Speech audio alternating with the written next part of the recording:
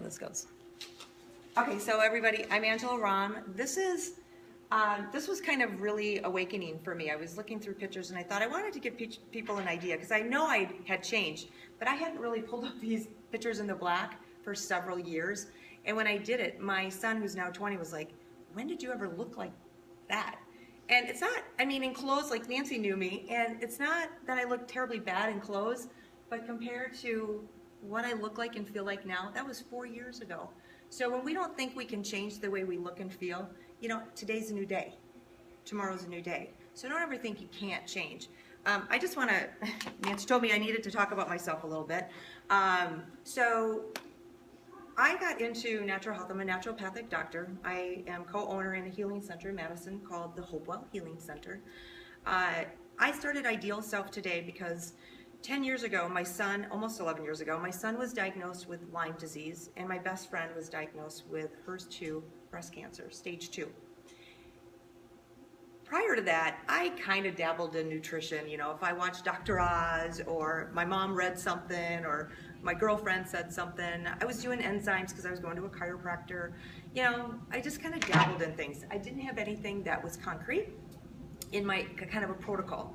And with my son having Lyme disease, I tell you what, if you have a child who has some sort of health issues, it just rips you apart. So I really started getting in a research mode, and that's part of what we're going to talk about today, is we really want to be aware of what we're putting in our bodies. And my son, we've been able to, I can't say cure, because Lyme disease is one of those things I don't believe you can really cure. You just have to manage it, because it's a very finicky disease. But prior to getting into natural health, I actually was an entrepreneur, and I guess I still am because I own my own healing center. But I owned Papa Murphy's and Subway restaurants. I even owned a Fantastic Sam's, so I say it's like a Christmas carol. 4 Subway restaurants, 3 Papa Murphy's, and a Fantastic Sam's, and a partridge in a pear tree. So, you know, I understand business, I understand busy lives, I understand all of that, but it's time that we just take a break, because our world today is completely different than it was 10, 15, 25, 30 years ago. So that's pretty much what we're going to talk about today. So the first question I have for everybody, and nobody say it out loud, just think to yourself, does everyone know what color a yield sign is? What color? Yellow. Yellow. Not since 1988. Anyone want to guess again? Oh. Yeah, it used to be white, didn't it? Orange. Red. Red. It's red? Unless you're under 30 years old, you won't know that, because we were programmed to think a yield sign is yellow. So think about it. I'm not kidding you guys, for 25 years I've been driving by the same yield sign, and I should have put it in my slide. I actually took a picture of it. Every day I go to Madison, Wisconsin from my home, I drive by the same yield sign, and I answered yellow too. So with this, I want you to open up your mind. I want you to throw out all the things that you think you might have known, and I don't care what you do when you leave here. I don't. I can't, because I can't come home with you. I can't make you do things right. I don't always do things right. So it's not about being perfect. It's just about being informed, so when you make the decisions you make every day, that you just have a different perspective on things. And you realize what might be in front of your face, you're really not even seeing, okay? So let's get started. All right, don't get me off the page. So let's talk about some truth in dieting. All right, metabolism. So I wanted to talk about dieting because guess what? It is January, at least for another 2 days, and we are in this mode of new resolutions, and we're going to eat right, we're going to exercise more. Well, that usually about February 5th, we kind of go, that wasn't any fun. So I want to inform you, don't diet. Let's just do some lifestyle changes, because here's what happens when you diet. When you go on these drastic diets, your calories come down, right? We decrease our calories. Sometimes we even increase our workouts, but we at least decrease our calories. Well, our metabolism follows. As our metabolism follows, all of a sudden, by the time the metabolism now meets the calorie intake, it's maybe been a couple weeks, maybe been 3 weeks, maybe been 4 weeks. We got a wedding to go to. Maybe we went on a drastic diet because we were getting ready for a vacation. Well, what do we do on vacation? We eat and drink and lounge around. So as our calorie intake comes up, our metabolism is still staying down here.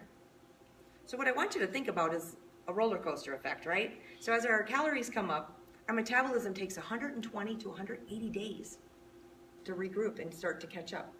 It takes that long. So usually after 120, 180 days, we're like, oh crap, well that diet didn't work. I'm gonna do it again. I'm gonna decrease my calories, I'm gonna increase my workout. And we do this drastic yo-yo dieting. So we don't want to have this, we're big, we're little, we're big, because here's what happens. You're actually losing muscle tissue. Bingo arms, lower belly, saggy butt, right? So let's move into 2016 with a little different perspective on how we look at our diets, but not by dieting. All right, so keys for long-term success. Can you guys see? Okay, if I stand right here. Okay, so I'll just look at my screen. Oh, I'm in that. Okay, so to get long-term success, here's 4 really, really key factors. We have to get sleep. If you're not, as a female, sleeping through the night, 7 hours, we gotta talk. Because if one of these 4 things is out of balance, you're gonna store fat. Okay? The reason for it, well, it's our rhythm. Our body recoups when we're sleeping, and if our mind is racing all night, there's some stuff going on. One thing you can do is you can do some deep breathing before you go to bed.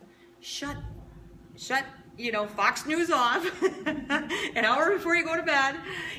We pulled the TV out of our room, which was not easy. Actually, I thought it would be harder for my husband. It was harder for me because I kept saying, I just want to go lay in bed and watch TV.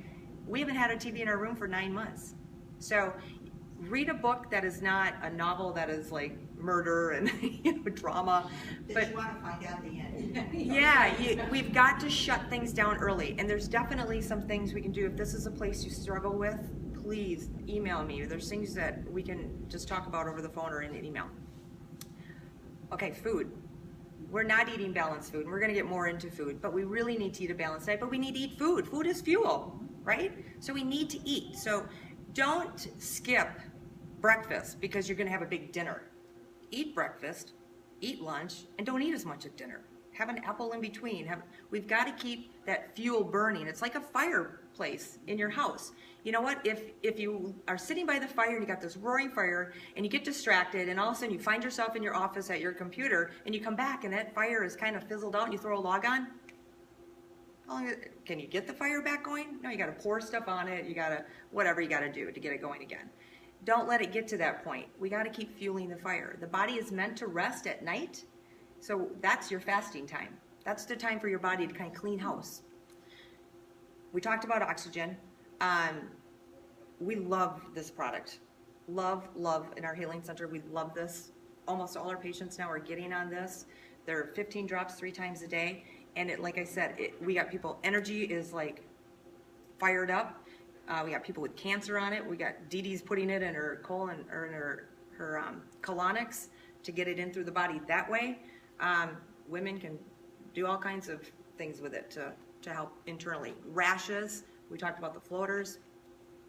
Gotta breathe. You're saying it's drops that you have to swallow though, not like put on your skin? No, just drops. Tasteless, but it's stabilized oxygen. Hydrate, guys, we gotta hydrate. And so a lot of times we wonder, well, what does hydration mean? I drink plenty of water. Well, we're gonna talk about water in a moment, but one of the biggest things is drinking clean water. If you don't have a filtration system, actually one of the best waters is Aquafina. It has the lowest amount of added type of minerals.